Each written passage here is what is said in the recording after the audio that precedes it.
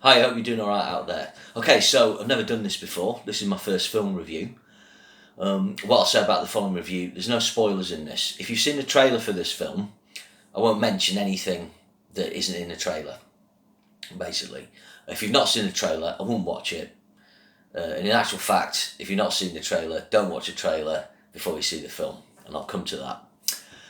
So yeah, this is Bill and Ted Face the Music. It's the third film in the Bill and Ted series. First one was 1989, Bill and Ted's Excellent Adventure, which is a bit of a cult classic. Very funny film, kind of goofy humour, and a great film when I was a teenager. The follow-up was Bill and Ted's Bogus Journey. Good sequel, not quite as good. Had a great soundtrack and was kind of a last hurrah for 80s metal in a way. You had Steve Vai doing a lot of the soundtrack guitar, and a fantastic track on it called Battle Stations by the band Winger, which is one of their best ever songs, one of the best hair metal songs ever. Came out tail end 91, summer 91.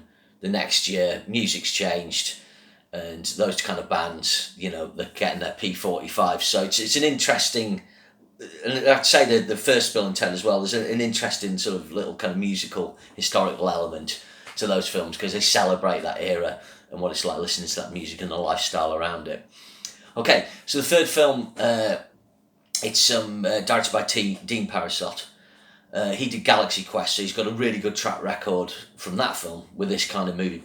Galaxy Quest, total cult classic, very funny film, especially if you like Star Trek and sci-fi and stuff like that. Budget's $25 million. Basically, the Bill and Ted films are always pretty cheap, medium budget. Special effects production values on this are better in some ways because you can do better effects cheaply now, but it's still a bit cheesy in places, and the Bill and Ted films were always like that.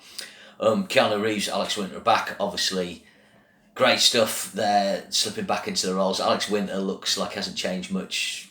Keanu Reeves, his hair's looking a bit bad, he's looking a bit plastic, but I used to think he was a rubbish actor, but I've kind of grown to really like Keanu Reeves. He's got his Keanu Reeves thing. He is a movie star. And by God, we need movie stars, because there's not really many around now. You just tend to have film actors, screen actors. So the big problem with this film is, principally, the trailer gives away too much. And this is one of the problems with trailers now. I'm almost getting to the stage where I might watch a teaser, but I might just stop watching them altogether. When I was at the cinema yesterday, which incidentally is a really good experience, all the COVID protocols are really well laid out in my local cinema, and I've heard from other people that they are, and other brands of cinema they've been to. The Bond trailer was on, and I just shut my eyes and put my fingers in my ears. And my wife said after she watched it last time I went to the picture, she said, "You're right not to watch that. It just gives away too much." And the Bill and Ted trailer does that. A lot of the good gags that are in the trailer are in the film. Now, there's good gags in the film you won't have seen, but a lot of them are in the trailer.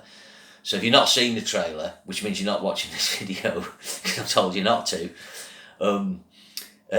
lucky them. If you watch the trailer, you'll see them coming up. But hopefully you'll find things in this to enjoy. It's great to have the boys back.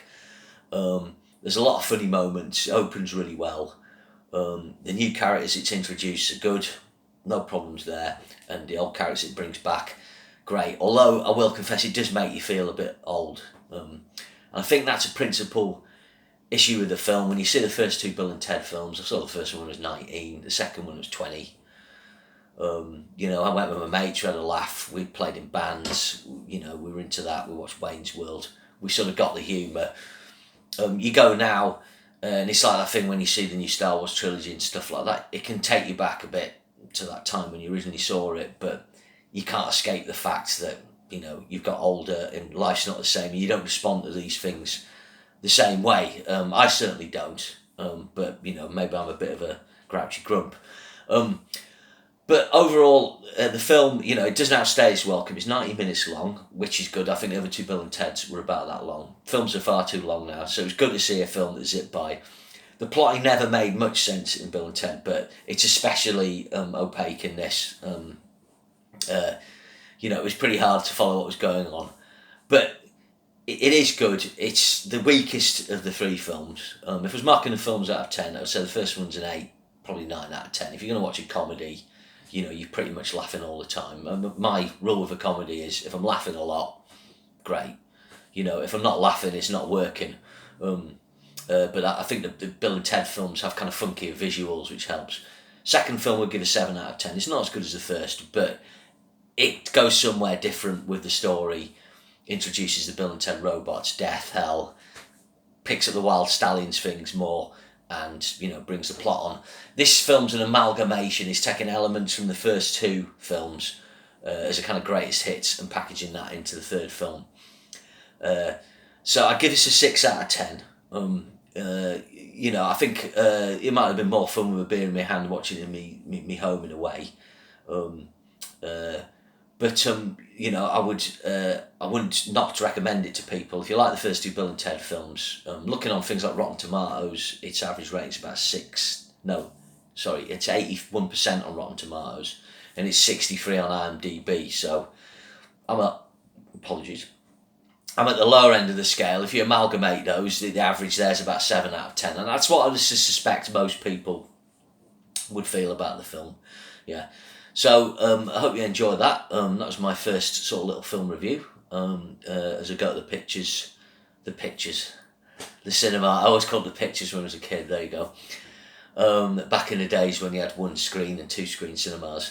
So yeah, when I go and see a new film, if I think it's, you know, something I can bring a bit to, I'll do a little review of it. And yeah, I mark it on the boxometer. So just to re-clarify, this got a 6 out of 10 on the boxometer. 6 cardboard boxes. There you go. Cheers.